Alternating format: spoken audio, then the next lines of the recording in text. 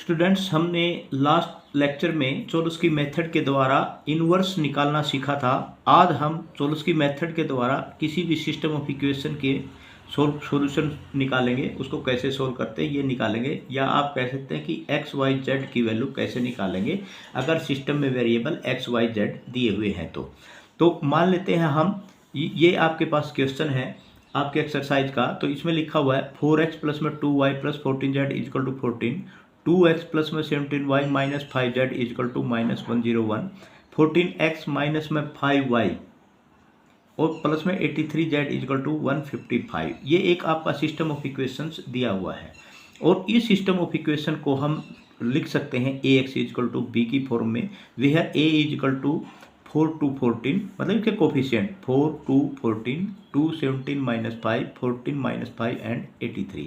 और X Y Z की तो वेरिएबल एक्स वाई जेड दे रखें, एक एक्स हो गया आपके पास, और बी 14 माइनस 101 एंड 155। ये आपके पास एक 3 मैट्रिक्स आपने बना ली इसकी। अब स्टूडेंट सबसे पहले यहाँ पर जैसे आपने पहले किया था, तो आप सबसे पहले क्या लेंगे, let A equal to L and L dash.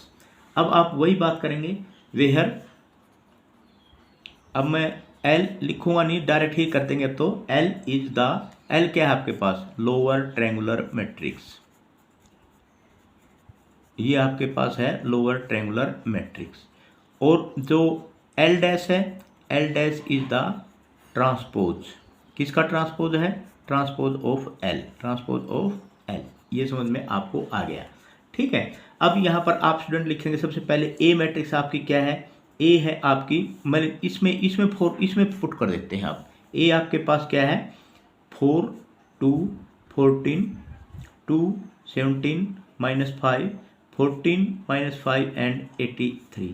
तो इसको इक्वल टू करेंगे आपकी लोअर ट्रायंगुलर मैट्रिक्स को के साथ में और उसके ट्रांसपोज के साथ में। तो ये आपका हो जाएगा L11 0 0, L21 L22 0, L31 L32 and L33। अब इसका ट्रांसपोज का मतलब है जो इसकी रो है इसका कॉलम हो जाएगा, L11 0 एंड 0 ये कॉलम बन जाएगा, L21 L22 एंड 0 ये थर्ड रो थर्ड कॉलम बन जाएगा, L31 L32 एंड L33। अब स्टूडेंट इसको इसके साथ में मल्टीपल करेंगे।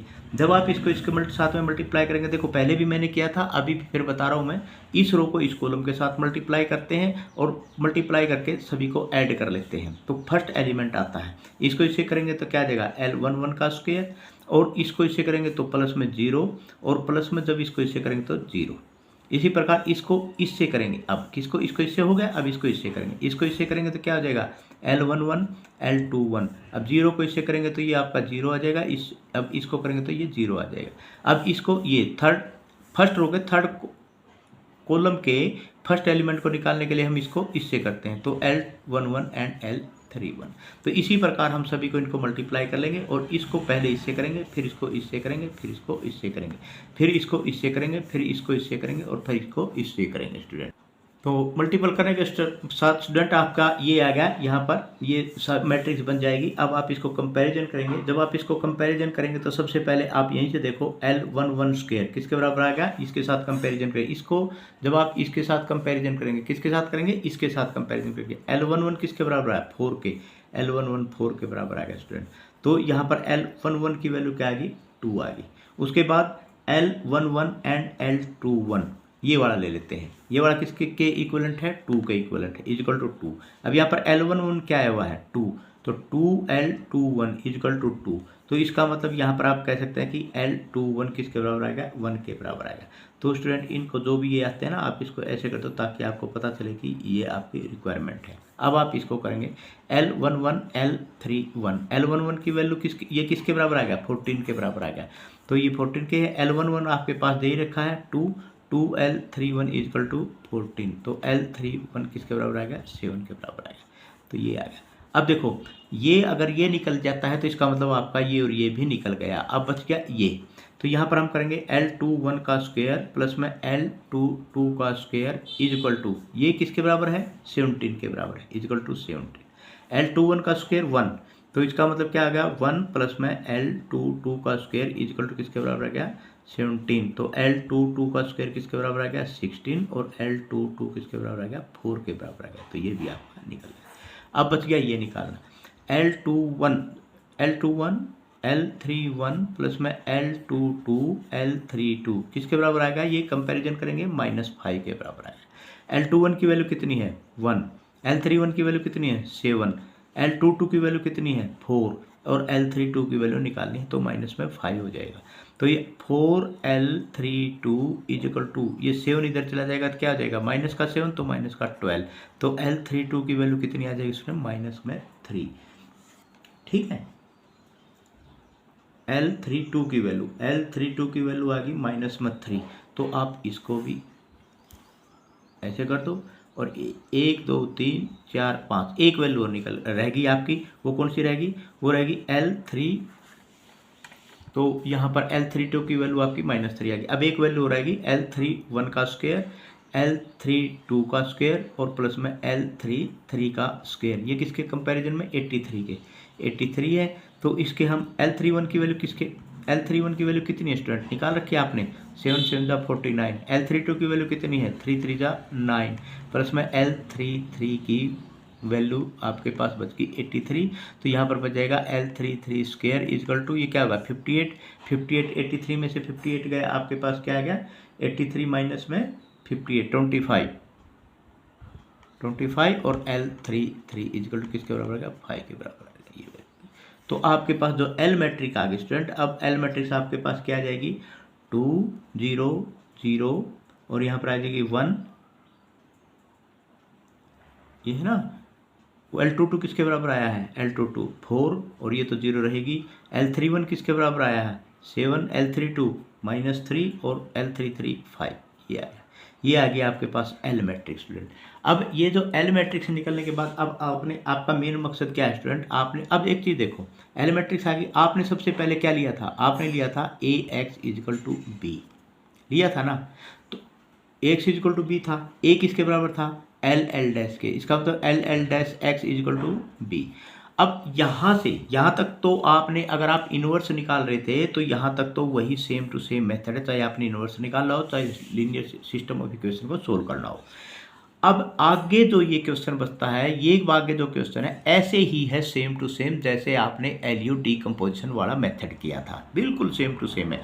वहाँ पर आपने LU लिखा था, यहाँ पर आपने LL' लिख रहे हैं सिर्फ, तो LL' X = B। अब आप मान लेते हैं लेट L' X = क्या हो जाएगा Z, इसका मतलब क्या होगा, इसका मतलब ये होगा कि LZ = B।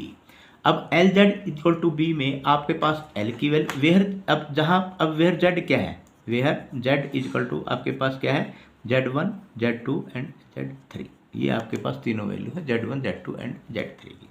ठीक है स्टूडेंट, अब हम आगे इसको करते हैं क्वेश्चन को, कोई बात नहीं।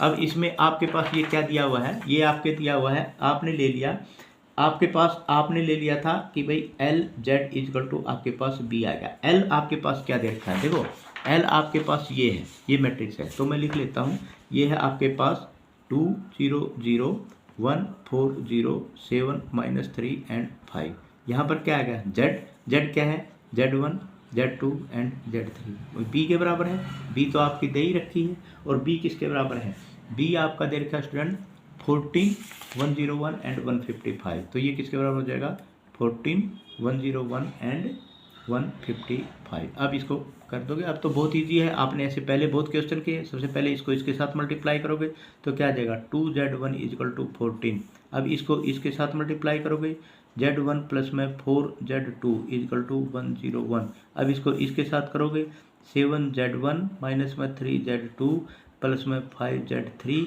= 155, तो यहाँ ये तो निकल ही गया, तो Z1 किसके बराबर आ गया 7 के, यहाँ पर क्या आ जाएगा 4Z2 = 101 माइनस में 7, तो माइनस में ये जो 101 है, ये सॉरी ये 101 स्टूडेंट माइनस का है, तो कोई बात नहीं, यहाँ पर माइनस आ जाएगा, ये माइनस आ जाएगा, तो ये क्या हो जाएगा आपका 108 को आप 4 से जब डिवाइड करोगे तो यहाँ पर आपका पास क्या आ जाएगा, इसका मतलब Z2 = 108, 4 दूनी 8 और 4 से 28, ओके -27, जेड की वैल्यू आ गई -27, Z1 की वैल्यू आ गई 7।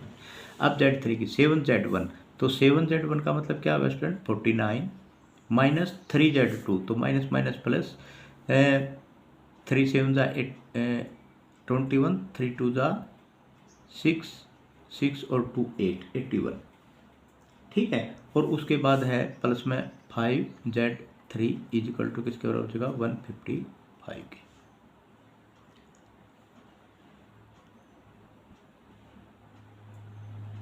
ठीक है, और तो इसमें अब यहाँ पर क्या जाएगा, ये किसके बराबर है 130 यहाँ पर हो जाएगा 5Z1 इजिकल टू 155 माइनस में 130, तो ये हो जाएगा आपका 25, तो Z1 की वैल्यू क्या आ जाएगी 5 आ जाएगी।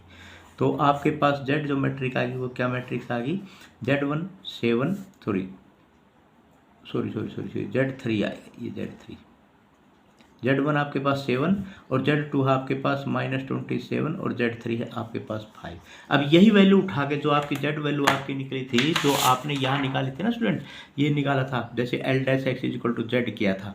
अब x की वैल्यू आपको निकालनी है, L' आपके पास है ही और यहाँ पर Z की वैल्यू आपके पास आ गई, बस आपने ये वैल्यू अब निकालनी है। अब हम क्या करेंगे, अब हम लिखेंगे यहाँ पर L' x = Z, तो L' की वैल्यू आपके पास है L का ट्रांसपोज का मतलब क्या होगा, L का ट्रांसपोज तो मतलब इसका ट्रांसपोज 217 04 -3 एंड 005 ये हो गया, और x आपके पास है ही x y एंड z, और z की वैल्यू आपके ने अभी निकाली है 7 -27 एंड 5। तो अब इसको आपको तो ईजी हो जाएगा, मल्टीप्लाई करना है, मल्टीप्लाई यहाँ से नीचे से कर लो, शुरू हो जाएगा। इसको इससे करोगे क्या हो जाएगा 5Z = 5, इसका मतलब Z = क्या आ गया 1।